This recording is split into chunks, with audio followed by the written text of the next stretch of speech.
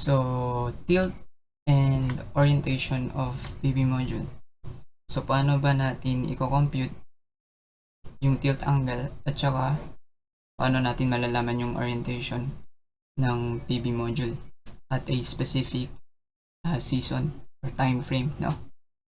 So, meron tayong example dito ng computation at equinox or gagamitin mo yung PV module mo, intended siya for throughout the year. Meron din tayong for summer, kung gagamitin mo lang yung module mo sa summer. Tsaka meron tayong winter computation. So, para mas maintindihan natin to, so let's compute, no? So, we have an example here. So, kukompute natin at equinox. Meron tayong sample ng location, which is Manila City. So, for us to know the tilt angle at saka orientation, we must consider yung tinatawag nating latitude, no? Importante yan. Pag malaman mo na yung latitude ng Manila City, so makukuha mo na siya, no? So, ano ba yung latitude ng Manila? So, meron tayong latitude ng Manila City around 14.59 north. So, tapos, kung nalaman mo na yung latitude, that's the time na you're going to compute for the, or look for the altitude ng Manila City. Ibig sabihin yan, altitude ng sun located sa Manila City. So, meron tayong formula dito, which is 90 minus latitude. Given na yung latitude, which is 14.59, substitute mo na lang yan, sagot natin is 75.41 degrees. So, saan ba natin makikita yung 75.41 na yan? Dito yan, sa diagram na yan. Yan. Then, ano yung next step? Is, ang alam natin, in order for us to maximize or to optimize the performance of the panel, dapat yung panel is naka-perpendicular sa araw. Paano ba yan? So, ang gagawin natin is gagawa lang tayo ng diagram ng panel na naka-perpendicular dito sa araw. Then, that makes ma-optimize natin yung performance. No? Ayan. So, ayan, may makikita tayong tilt angle. Yung orientation naman is naka-face yung panel. So, definitely naka-face yung panel natin sa south. So, that will be our orientation. Yung tilt angle na lang yung kulang. So, yung formula ng tilt angle is just simply as 90 minus altitude. So, meron tayong altitude ng araw at equinox, which is 75.41. Substitute lang natin, kukuha natin yung sagot. So, ito na yung tilt angle at saka orientation ng PV module natin located sa Manila City at equinox. Yeah. So, as you can see, latitude is just equals to the tilt angle, no, at equinox. So, definitely, therefore, we can just conclude that latitude is equals to tilt angle at equinox. So, kapag magsusolve ka ng tilt angle ng PV module mo at equinox, so kung ano yung latitude ng location na yun, yun na din yung tilt angle mo. So, paano naman sa summer? So, same sample tayo, Manila City. Gamitin natin yung diagram kanina, wherein alam natin yung altitude ng araw at equinox is 75.41. So, direct na yan, no? Malalaman natin agad-agad yung summer without searching it. So, yung altitude ng summer, I already discussed about the sun path on a different seasons.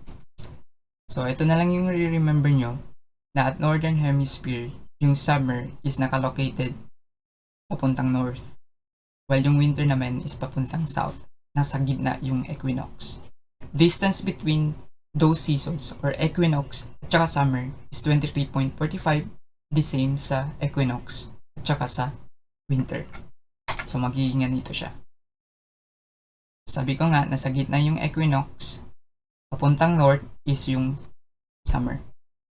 So, ito yung magiging altitude ng summer ngayon, no? Ayan. So, paano ba natin makukuha yung angle na yan? Kung kukunin mo tong angle na to, ang gagawin mo is, i-add mo lang to. Add mo lang yung 23.45 sa 75.41, yun yung angle dito. While dito naman sa kabila, ang gagawin mo lang, ano yung angle dito, ilaless mo lang sa 180.